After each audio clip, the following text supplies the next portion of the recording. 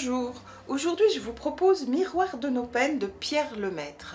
Ce roman clôt une trilogie, commencé avec Au revoir là-haut, qui se passait pendant la Première Guerre mondiale et avec lequel Pierre Lemaitre a eu le prix Goncourt et qui a donné lieu à un film excellent d'Albert Dupontel. Puis nous avons eu Couleur de l'incendie qui portait sur l'entre-deux-guerres et maintenant Miroir de nos peines qui se passe pendant la Deuxième Guerre mondiale.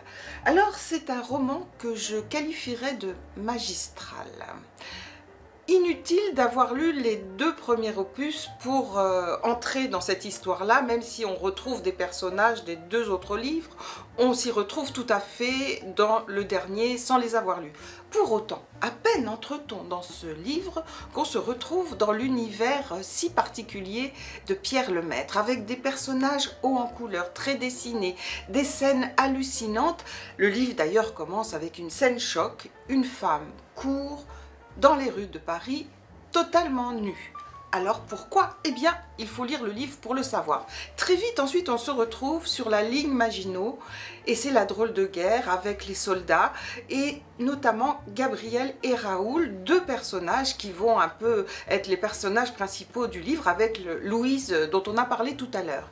Et là, eh bien, les soldats s'emmerde, comme le dit si bien Pierre Lemaitre. Tout le monde attend la guerre.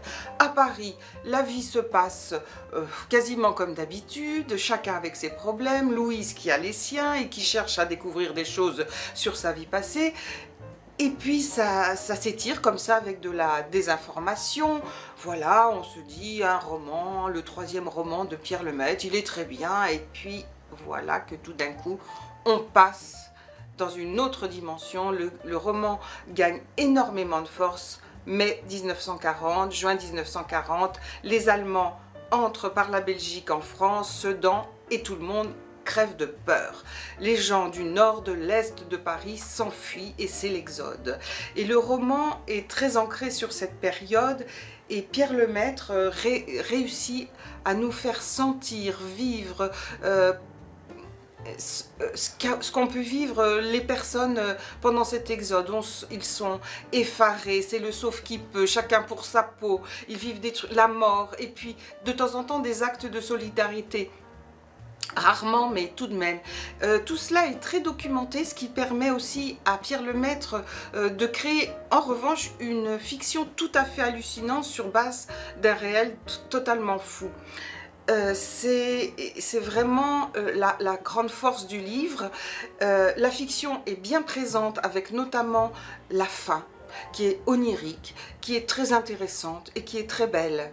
Voilà, c'est vraiment une trilogie qui se termine en beauté. Je vous le recommande.